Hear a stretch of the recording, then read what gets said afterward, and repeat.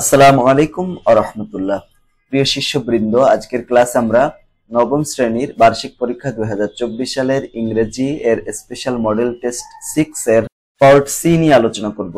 গত দুইটা ক্লাসে আমরা পার্ট এ এবং পার্ট বি নিয়ে আলোচনা করেছিলাম। আজকের ক্লাসে আমরা পার্ট সি নিয়ে আলোচনা করব। পার্ট সি তে রয়েছে রাইটিং পার্ট। এখানে আমাদের 35 মার্কের অ্যান্সার করতে হবে, মানে তোমাদেরকে এখানে 35 মার্কের অ্যান্সার করতে হবে। তো এই পার্টটা শুরু হবে 5 নম্বর প্রশ্নের মাধ্যমে। 5 নম্বর প্রশ্নে এখানে তোমাদের একটা প্যারাগ্রাফ লিখতে হবে। তো এই প্যারাগ্রাফ লেখার জন্য কতগুলো দিক নির্দেশনা রয়েছে, দিক নির্দেশনাগুলো তোমাকে ফলো করতে হবে। তো এইখানে মেন বিষয়টা হচ্ছে দিক নির্দেশনা ফলো করার বিষয়ে তোমার এত কিছু মাথায় চিন্তা রাখতে হবে না। তুমি জাস্ট এই প্যারাগ্রাফটা যদি পারো তাহলে জাস্ট লিখে দিবা। যেমন দেখো এখানে ইনডিসক্রাইমিনেট কাটিং অফ ট্রিজ, মানে নির্বিচারে গাছ কাটা, এর উপরে ভিত্তি করে একটা প্যারাগ্রাফ তোমাকে লিখতে হবে। তো আমরা এখানে প্যারাগ্রাফটা লিখেছি, বাংলায় অর্থ সহকারে এখানে দিয়েছি। তোমরা যেন পরীক্ষায় আবার বাংলা অর্থ সহকারে দিয়ে না, জাস্ট তোমরা ভালো করে পড়বা বাংলা অর্থ সহকারে, ঠিক আছে? এবং প্রত্যেকটা শব্দের অর্থাৎ ইংরেজি প্রত্যেকটা শব্দের অর্থ মুখস্থ করবা বা জানবা, তাহলে তোমরা সুন্দর করে লিখতে পারবা। ইনডিসক্রাইমিনেট কাটিং অফ ট্রিজ, তার মানে নির্বিচারে গাছ কাটা। Indiscriminate cutting of trees is generally known as deforestation. নির্বিচারে গাছ কাটাকে সাধারণত বন উজাড় করা বলা হয়, বন উজাড়, এটা আমরা সাধারণত বলি। There are many causes of deforestation, বন উজাড় করার অনেক কারণ রয়েছে। মানে কোন কোন কারণে আমরা গাছ কাটি নির্বিচারে?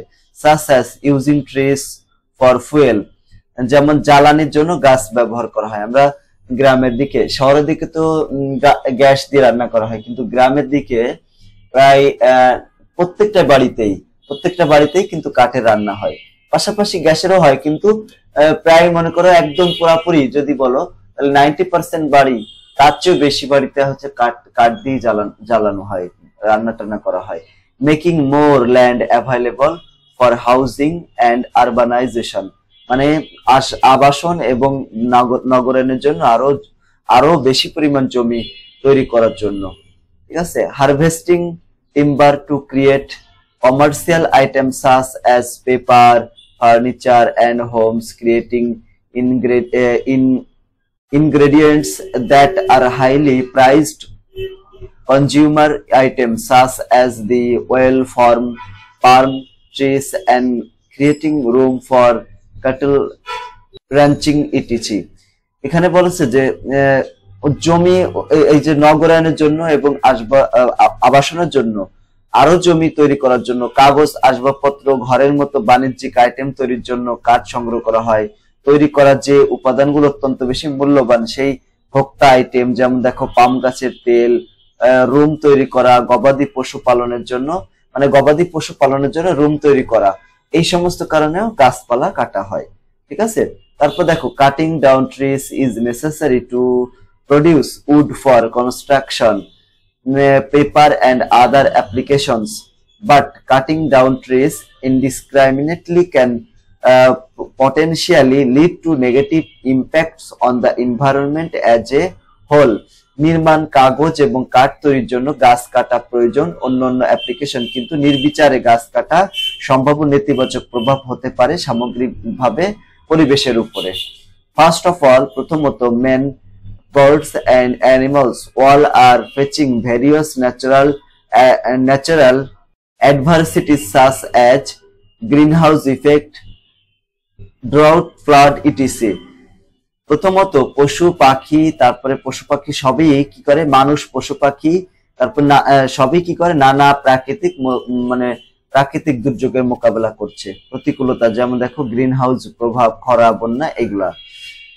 That is why disruption in ecosystem has become a usual phenomenon, যে কারণে ইকোসিস্টেমে ব্যাঘাত একটি স্বাভাবিক ঘটনা হয়ে উঠেছে। সেকেন্ডলি, দ্বিতীয়ত, deforestation causes the birds and their animals living on trees to leave their nesting place. দ্বিতীয়ত, বন উজাড়ের ফলে পাখি এবং অন্যান্য প্রাণী বসবাস করা গাছ তাদের জায়গা কি করে ছেড়ে দেয়, মানে যেখানে তারা বসবাস করে সেই সমস্ত গাছ ছেড়ে তারা চলে যেতে হয়। It also causes serious damage to the soil, এটা কি করে, মাটিরও মারাত্মক ক্ষয় করে। Beside the soil gets sediment in the river bed and because frequent floods. এছাড়া কি হয়, মাটি প্রায় নদীর তলদেশে চলে যায়, পলি জমে যায়। মাটির তলদেশে কি হয়, মাটির তলদেশে মাটি করে কি নদীর তলদেশে গিয়ে পলি পলি হিসেবে জমা হয় মাটিগুলা। তাহলে কি হয়ে যাবে, সেখানে বন্যা মানে নদীর তলদেশে যদি জমা হয় তাহলে নদীগুলো তো ভরাট হয়ে যাচ্ছে। নদীগুলো ভরাট হয়ে গেলে বর্ষার সময় যে আমাদের বাংলাদেশে প্রচুর পরিমাণ বৃষ্টি হয়, তাই না? আর বৃষ্টি হওয়ার কারণে দেখো আমাদের এই যে সিলেট, সুনামগঞ্জ সহ নোয়াখালী, লক্ষ্মীপুরে এই সমস্ত এলাকায় প্রচুর পরিমাণ বন্যা দেখা দেয়। কেন? কারণ এখানে নদীগুলো ভরাট হয়ে যাওয়ার কারণে নদীতে প্রচুর পরিমাণ পানি থাকতে পারে না, এর জন্য সেই পানিগুলো উপরে চলে আসে, এর জন্য এরকম হয়, ঘন ঘন বন্যার সৃষ্টি হয়।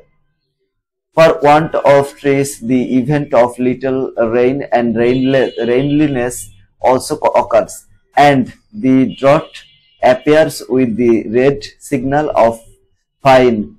এই গাছের অভাবে সামান্য বৃষ্টির ঘটনা বা বৃষ্টিহীনতা দেখা দেয় এবং দুর্ভিক্ষের লাল সংকেত নিয়ে খরা দেখা দেয়।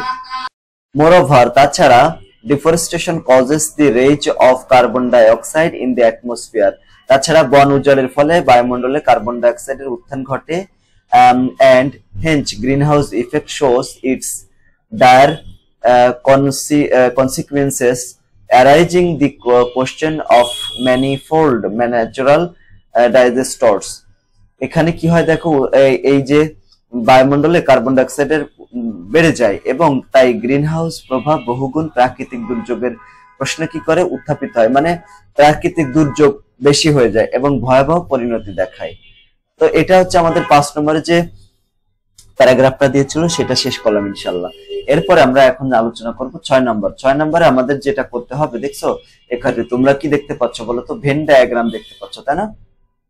On campus of offline class or online class. এখানে দেখো এই যে ফোকাস, এখানে ফোকাস আছে, এই ফোকাসটা মানে এখানে অনলাইন ক্লাসের বৈশিষ্ট্য আছে, অফলাইন ক্লাসের, আর এখানে আছে অনলাইন ক্লাসের বৈশিষ্ট্য। আর এই মাঝখানে রয়েছে কি বলতো, দুইটারই বৈশিষ্ট্য আছে, মানে দুইটারই অনলাইন ক্লাসেরও বৈশিষ্ট্য এখানে আছে, অফলাইন ক্লাসেরও কিছু বৈশিষ্ট্য এখানে দেওয়া রয়েছে, ঠিক আছে? তো এইভাবে আমাদের একটা এসে লিখতে হবে, এই যে এই বৈশিষ্ট্যের উপর ভিত্তি করে। সেখানে থাকবে হচ্ছে online class versus offline class, এটা থাকবে। তো এখানে এটাকে বলা হয় কি জানো, এই ধরনের এসেটাকে বলা হয় write an essay describing the Venn diagram in not more than 250 ওয়ার্ডস, মানে 250 ওয়ার্ডের বেশি যেন না হয়, তার উপর ভিত্তি করে আমাদের একটা এসে লিখতে হবে, মানে রচনা লিখতে হবে, ঠিক আছে? আর এই ধরনের রচনাকে বলা হয় কম্পারিজন এন্ড কন্ট্রাস্ট এসে বলা হয়। তো আমরা এটার উত্তরে চলে যাই, ঠিক আছে? এইভাবে লেখা শুরু করবো ইনশাআল্লাহ। তো এই বাংলা অর্থ সহকারে আবার যেন তোমরা লিখে দিও না, বারবার বলছি। On campus or offline class refers to the class in which instruction takes place between a teacher and students, where all are physically present in the same classroom. মানে অন ক্যাম্পাস বা অফলাইন ক্লাস সেই ক্লাসকে বোঝায় যেখানে একজন শিক্ষক এবং ছাত্র এর মধ্যে নির্দেশনা হয়। হ্যাঁ, মানে ছাত্ররাও যেখানে থাকে শিক্ষকও সেখানে থাকে, হ্যাঁ, যেখানে সবাই একই শ্রেণীকক্ষে শারীরিকভাবে উপস্থিত থাকে। এই যে তোমরা যখন স্কুলে যাও, স্কুলে স্যারদের সাথে ক্লাস করো, সরাসরি তোমরা স্যারদের সাথে থাকো, তাই না? স্যাররা সেখানে নির্দেশনা দেয় তোমাদের ভিতরে, মানে তোমরা ছাত্র যারা এবং যারা টিচার রয়েছে তাদের দুজনের ভিতরে কথোপকথন হয়, নির্দেশনা দেওয়া হয়। অন দি আদার হ্যান্ড, অপরপক্ষে online class is a form of class, মানে অনলাইন ক্লাস একটা ক্লাসের form, where education is delivered and অ্যাডমিনিস্ট্রেটেড using the internet. অন্যদিকে অনলাইন ক্লাস হলো ক্লাসের একটা ফর্ম যেখানে ইন্টারনেট ব্যবহার করে শিক্ষা প্রদান করা হয় এবং পরিচালনা করা হয়। এই যে আমি তোমাদের অনলাইনের মাধ্যমে ক্লাস নিচ্ছি, আমি রয়েছে অনেক দূরে আর তোমরা রয়েছে অনেক দূরে। এরপর দেখো, it's generally conducted using a virtual or portal through which students get reading materials, interact with teachers and classmates, view grades and monitor progress. এটি সাধারণত একটি ভার্চুয়াল পোর্টাল ব্যবহার করে পরিচালিত হয়, যার মাধ্যমে শিক্ষার্থীরা পড়ার উপকরণ পায়, শিক্ষক এবং সহপাঠীদের সাথে যোগাযোগ করে, গ্রেড দেখে, অগণিত নিরীক্ষণ করে, মানে পরীক্ষা দিতে পারে। Online classes lack the regular student class interaction that is common with on campus or offline class. আচ্ছা, অনলাইন ক্লাসে নিয়মিত ছাত্র শিক্ষক মিথস্ক্রিয়া নেই, যা ক্লাসে বা অফলাইনে সাধারণত থাকে। সাধারণ, এটা একদম সাধারণ, সাধারণ হবে। আচ্ছা, এখানে বলতেছে যে ইন্টারাকশন মানে কি, মানে ছাত্র শিক্ষকের ভিতরে একটা সম্পর্ক থাকে, তাই না? তাদের ভিতরে একটা কথোপকথন থাকে, একটা হৃদ্যতার সম্পর্ক তৈরি হয়। এটা কিন্তু অফলাইন ক্লাসে সেরকম একটা হয় না। অবশ্যই আমার ক্ষেত্রে আলাদা, আমি সবার সাথে, তোমাদের সাথে খুব বন্ধুত্বপূর্ণ সম্পর্ক রাখি। যারা পার্সোনালি আমার সাথে যোগাযোগ করো, আমি তাদের সাথে অনেক সাহায্য, মানে খুবই হেল্পফুল, তাই না? এবং তাদের সাথে বন্ধু সুলভ আচরণ করি। This is beneficial to both the students and the teachers because both can be able to establish a bond. মানে এটি ছাত্র এবং শিক্ষক উভয়ের জন্যই উপকারী, কারণ উভয়ের একটা বন্ধন প্রতিষ্ঠা করতে সক্ষম করে। কোথায় বলতো? এখানে অফলাইন ক্লাসের কথা বলেছে। অফলাইন ক্লাসে মানে অন ক্যাম্পাস ক্লাসে কি হয়, ছাত্র এবং শিক্ষকের ভিতরে একটা মিথস্ক্রিয়া বা যোগাযোগ বা বন্ধুত্ব, ভালোবাসা, হৃদ্যতা সম্পর্ক তৈরি হয়, এটা বলছে। In addition, students attending the on-campuses classroom have to abide by strict guidelines and time schedules established by the institution. আচ্ছা, এখানে অনলাইন অফলাইন ক্লাসে কি হয়, অফলাইন ক্লাসে এছাড়া অনলাইন ক্লাস আর কি, অন ক্যাম্পাস ক্লাসরুম বা হচ্ছে অনলাইন অফলাইন ক্লাসরুমে উপস্থিত শিক্ষার্থীদের কঠোর দিক নির্দেশনা মেনে চলতে হয় এবং প্রতিষ্ঠান কর্তৃক প্রতিষ্ঠিত সময়সূচি মেনে চলতে বাধ্য হয়। On the contrary, বিপরীতে students attending online classes can learn at their own time and pitch. মানে বিপরীতে অনলাইন ক্লাসে উপস্থিত শিক্ষার্থীরা তাদের নিজস্ব সময় এবং গতিতে শিখতে পারে। এই যে আমি তোমাদের ক্লাসটা নিচ্ছি, তাই না? তো যদি ক্লাস নিয়ে এই ক্লাসটা তোমরা কখন দেখবা, নাও দেখতে পারো, আবার ইচ্ছা হলে দেখতে পারো, এরকম আর কি। তো এটা আবার তোমাদের নিজস্ব গতিতে দেখতে পারো। আমি আজকে ক্লাসটা এখানে ভিডিওটা করলাম, করার পরে তুমি চাইলে তুমি দেখতেও পারো, না দেখতে পারো। কিন্তু যদি আমার কাছে যদি অনলাইনে অফলাইনে পড়তো, অথবা আমার যে কোর্স আছে, কোর্সে যদি তোমরা পড়ো, ঠিক আছে, তাহলে তো তোমাকে পড়তে বাধ্য। এখানে আমি তোমাকে পড়া দিলাম, কালকের ভিতরে পড়তে হবে, ঠিক আছে, এরকম আর কি। প্রিয় শিক্ষার্থী বন্ধুরা, তোমরা যদি যারা আর কি নবম এবং দশম শ্রেণীতে উত্তীর্ণ হবা 2025 সালে, তারা মাসিক মাত্র 550 টাকার বিনিময়ে তোমরা 5টা সাবজেক্ট পড়ার সুযোগ পাবা। এই 5টা সাবজেক্টের ভিতরে আছে পদার্থ, রসায়ন, জীববিজ্ঞান, সাধারণ গণিত এবং উচ্চতর গণিত। ভর্তি হওয়ার জন্য প্রথম মাসের 550 টাকা বিকাশে বা নগদে সেন্ড করে দিতে হবে। তার আগে ফোন দিতে হবে। ক্লাস হবে ফেসবুক প্রাইভেট গ্রুপে এবং জুম অ্যাপসে। ক্লাস শুরু হবে তোমাদের বার্ষিক পরীক্ষার পরে। এখন ভর্তি যদি হতে চাও তাহলে এই নাম্বার যোগাযোগ করবা। ইনশাল্লাহ আমাদের কোর্সে ভর্তি হলে 5টা সাবজেক্ট নিয়ে তোমার অন্য কোনো টিচারের কাছে আর পড়াও লাগবে না। ইনশাল্লাহ 100% তোমরা কমন মানে কমপ্লিট করতে পারবো তোমাদের সিলেবাসটা, ঠিক আছে? এবং তোমরা সেভাবে কনফিডেন্সও থাকবে তোমাদের মনের ভিতর যে আমরা ইনশাল্লাহ পারবো। আর A+ পাওয়ার জন্য যা যা করা দরকার ইনশাল্লাহ আমরা সর্বাত্মক চেষ্টা করব। এখানে তোমাদের পড়ানো তো হবে, সলভ ক্লাসও নেওয়া হবে এবং এখানে তোমাদের PDF ও দিয়ে দেওয়া হবে, মানে স্লাইড দিয়ে দেওয়া হবে, ঠিক আছে? আর যারা কমার্স এবং আর্টস এর পড়বা তাদের জন্য 2টা সাবজেক্ট, গণিত এবং সাধারণ বিজ্ঞান আর কি। তার জন্য দুইটা সাবজেক্ট 250 টাকা, একই রকম সিস্টেম ভর্তি হওয়ার জন্য।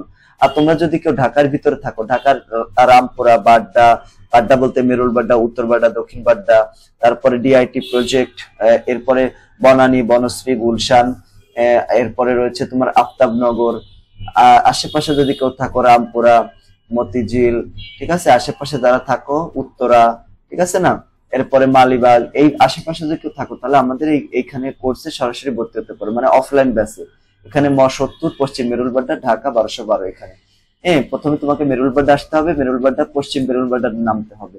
একদম মেন রোডের পাশে আমাদের কোচিং এ আমাদের 6ষ্ঠ থেকে দ্বাদশ শ্রেণী পর্যন্ত পড়ানো হয়। 6ষ্ঠ থেকে 8ম শ্রেণী পর্যন্ত বাংলা, ইংরেজি, গণিত এবং বিজ্ঞান পড়ানো হয়।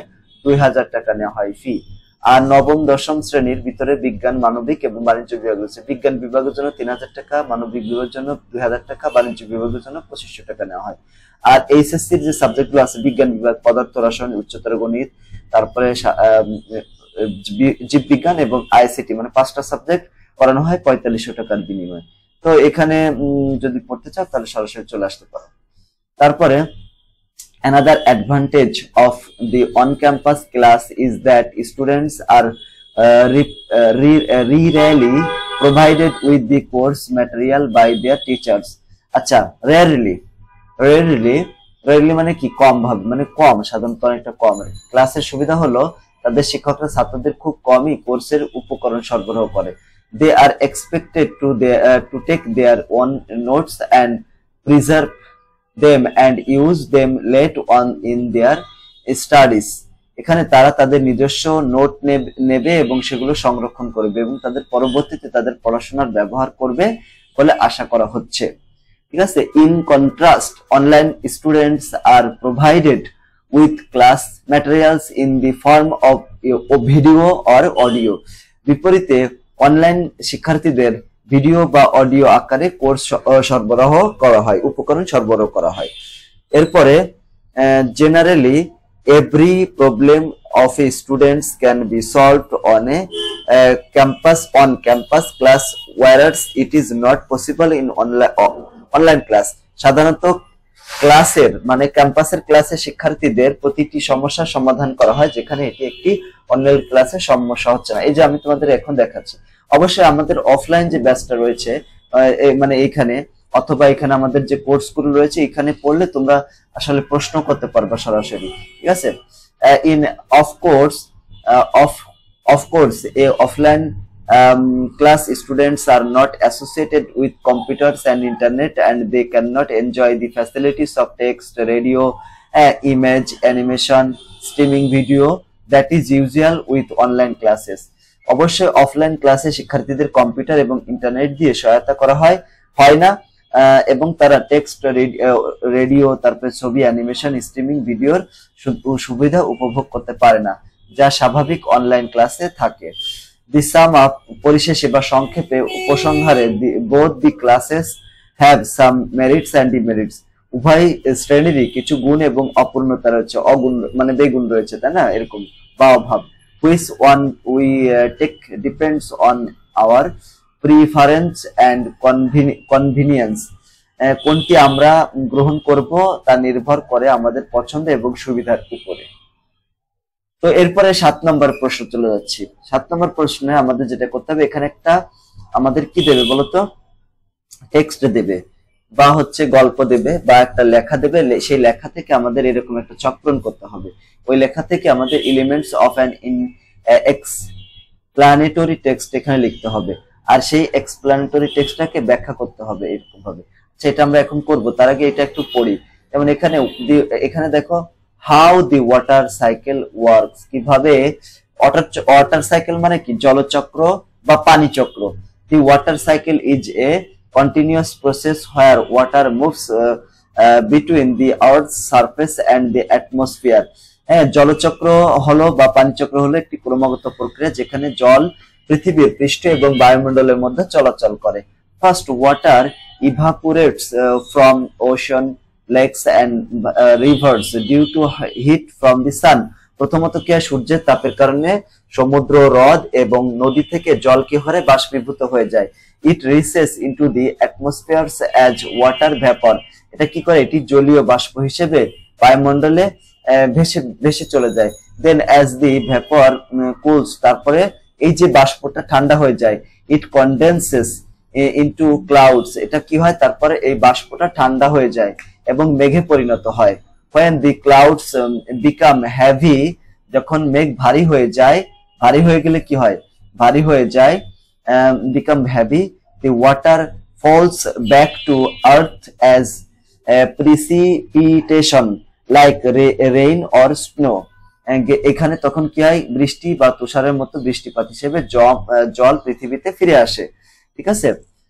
The water collects in bodies of water again and the cycle contains, তারপরে জল আবার জলের দেহে জমা হয় এবং আবার সেটা চলে আসে। ঠিক আছে, আবার সেটা এই প্রক্রিয়াটা চলতে থাকে, এইভাবে হয়ে থাকে। আচ্ছা দেখো, এখানে general statement, what is being explain, মানে কি এক্সপ্লেইন করা হয়েছে। এখানে দি water cycle is A continuous process where water moves between earth surface and the atmosphere, যেখানে কি করে, পানি প্রবাহিত হয়, কোথায় কোথায় মুভ করে, এই যে আর্থ সারফেসে মানে পৃথিবীর উপরিভাগে এবং অ্যাটমসফিয়ারে, মানে অ্যাটমসফিয়ার মানে কি, বায়ুমণ্ডলে চলে যায়। ঠিক আছে, এটা বোঝাচ্ছে। এখন এখান থেকে আমাদের 5টা পয়েন্ট লিখতে হবে। যেমন text is written in simple present tense, মানে সাধারণ প্রেজেন্ট টেন্সে এটাকে লেখা হয়েছে। কিভাবে বুঝবো, মুভস লেখা আছে, ইভাপোরেটস, রাইজ। দেখো S by S third person singular number হলে ভার্বের শেষে এস বাই এস যোগ হয়, আমরা সেটা জানি। সেটা কোন ক্ষেত্রে? সেটা হচ্ছে প্রেজেন্ট টেন্সের ক্ষেত্রে। তো এখানে মুভস এস বাই এস যোগ হয়েছে, ইভাপোরেটস, রাইজেস, এটা কি প্রেজেন্ট টেন্স বোঝাচ্ছে। দি text use a title using how or why, এখানে দেখো হাউ অর অথবা হোয়াই ব্যবহার করে হাউ ব্যবহার করছে, হাউ ওয়াটার সাইকেল ওয়ার্কস, কিভাবে ওয়াটার সাইকেল কাজ করে। এই যে টাইটেলটা এটা হাউ অথবা হোয়ার দ্বারা শুরু হয়েছে। The first sentence introduce with topic, the first sentence the water cycle is, এরকম ছিল তাই না? এটা কি করে? টপিকটাকে ইন্ট্রোডিউস করে দেয়। টেম্পোরাল কানেকটিভস আর ইউজড, মানে টেম্পোরাল কানেকটিভস ব্যবহার করেছে, যে ফার্স্ট, দেন, হোয়েন, ইটিচে, এগুলো হচ্ছে টেম্পোরাল কানেক্টরস, কানেকটিভস আর কি। তো পরীক্ষা যদি এরকম আসে তাহলে এই পয়েন্টস গুলো লিখবা। প্রথমে লিখবা যে এখানে কোন টেন্সে এটাকে ইউজ করা হয়েছে, যদি প্রেজেন্ট টেন্স থাকে তাহলে প্রেজেন্ট টেন্সে। তারপরটা লিখবা যে টাইটেল, একটা টাইটেল তো থাকবেই, ওই টাইটেলটা এখানে লিখে দিবা। দি ফার্স্ট সেন্টেন্স ইন্ট্রোডিউস, তো ফার্স্ট সেন্টেন্সটা এখানে লিখে দিবা, আর এটা এখানে লিখে দিবা।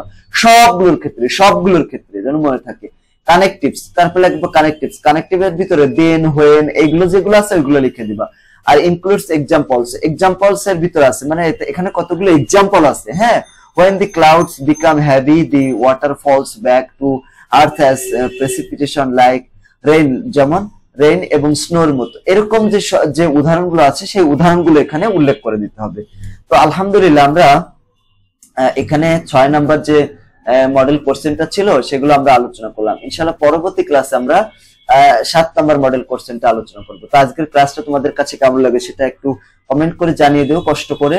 আর যদি আমাদের পেইড কোর্সে তোমরা ভর্তি হতে চাও, আল্লাহর রহমতে আল্লাহর উপরে ভরসা করে তোমরা আমাদের কোর্সে ভর্তি হয়ে যাও। ইনশাআল্লাহ আমি তোমাদেরকে চ্যালেঞ্জ দিয়ে বলতেছি, ইনশাআল্লাহ তোমরা 100% কমপ্লিট করতে পারবা, তোমাদের তোমাদের প্রিপারেশনটা। এই যে পদার্থ, রসায়ন, জীববিজ্ঞান, সাধারণ গণিত এবং উচ্চতর গণিত, এই 5টা বিষয় নিয়ে তোমাদেরকে আর কোনো চিন্তাই করা লাগবে না। ইনশাআল্লাহ তোমরা ধরে নিতে পারবে যে এই 5টা সাবজেক্টে তোমরা অন্তত ক্লাস পেয়ে যাবা। ঠিক আছে, ইনশাআল্লাহ প্লাস পাবা। আর বাকি যে বাংলা, অঙ্ক, এগুলো মাঝে মাঝে আমরা পরীক্ষা, বাংলা তারপরে অন্যান্য যে সাবজেক্ট, সমাজ, এগুলো আমরা মাঝে মাঝে পরীক্ষা নেব। ইনশাআল্লাহ এগুলোতে তোমরা তো A+ পাবাই। আর এইগুলো তো সায়েন্সের মেইন সাবজেক্ট গুলো। ঠিক আছে, এর জন্য ভর্তি যদি হতে চাও তাহলে এই নাম্বারে যোগাযোগ করবা, এই যে নাম্বারে। আর তোমাদেরকে আমি রিকোয়েস্ট করব তোমরা সবাই A+ পাবা ইনশাআল্লাহ আমাদের কোর্সে ভর্তি হয়ে যাও। আর তোমরা সবাই সায়েন্স নাও, ঠিক আছে? সায়েন্স নিয়ে তোমরা ইজিলি A+ পেয়ে যাবে ইনশাআল্লাহ। হ্যাঁ, আর যদি কেউ আর্টস বা কমার্সে একান্ত নিয়ে যাও তাহলে তাদের জন্য কোর্স আছে গণিত এবং সাধারণ বিজ্ঞান, এই দুইটা আছে। দেখো সায়েন্স নিয়ে পড়লে A+ পাওয়া খুবই সহজ। সায়েন্সে তোমার 25 মার্ক প্র্যাকটিক্যালে থাকবে, 25 মার্ক থাকবে, এটা তো তুমি 25-এ 25 পাবা। আর তোমার পরীক্ষা হবে 75-এর ভিতরে। এই 75-এর ভিতরে তুমি যদি 55 পাও আর এই 25-এ 25 পাও তাহলে দেখো তুমি কিন্তু 80 পেয়ে যাচ্ছ, A+ পেয়ে যাচ্ছ। কিন্তু আর্টস বা কমার্সে এরকম কোনো কিন্তু সিস্টেম নাই যে এখানে তোমাকে 100 মার্কের পরীক্ষা দিয়ে তারপর তুমি যে কয় মার্ক পাবা সেই কয় মার্ক তোমাকে পেতে হবে। ঠিক আছে, তাহলে এই যে একটা সুযোগ থাকে যে 25 মার্ক এটা এক্সট্রা থাকে, এই যে এক্সট্রা 25 মার্ক থাকলো এটা তো সবাই পাবা, সায়েন্স নিলেই সবাই পাবা। কিসে থাকবে? দেখো পদার্থবিজ্ঞানে 25 মার্ক তুমি পাবা এক্সট্রা, এইখানে রসায়নে 25 মার্ক থাকবে, জীববিজ্ঞানে 25 মার্ক থাকবে, আর উচ্চতর গণিতে এই 4টা সাবজেক্টে তোমার এক্সট্রা 25 মার্ক থাকবে। আর A+ পাওয়ার জন্য 75-এর মেথড তোমাকে আর 55 পেতে হবে। ঠিক আছে, তাহলে চিন্তা করে দেখো A+ পাওয়াটা যতটা সহজ আর্টস বা কমার্সের জন্য A+ পাওয়াটা অনেক বেশি টাফ। তো তোমরা ভয় না করে আত্মপ্রত্যয়ী হও, মনের ভিতরে যদি সায়েন্স নিতে চাও তাহলে অবশ্যই সায়েন্স নিয়ে পড়বা এবং আমাদের কোর্সে ভর্তি হবা। ইনশাআল্লাহ আমরা তোমাদের A+ পাওয়ার জন্য 100% যাতে A+ পাও সেভাবে আমরা তোমাদের প্রিপারেশনটা কমপ্লিট করে দেব ইনশাআল্লাহ। আর যদি কেউ অফলাইন করতে চাও তাহলে এই কোচিং এ তোমরা ভর্তি হতে পারো। সবাইকে ধন্যবাদ। আসসালামু আলাইকুম ওয়া রাহমাতুল্লাহি ওয়া বারাকাতুহু।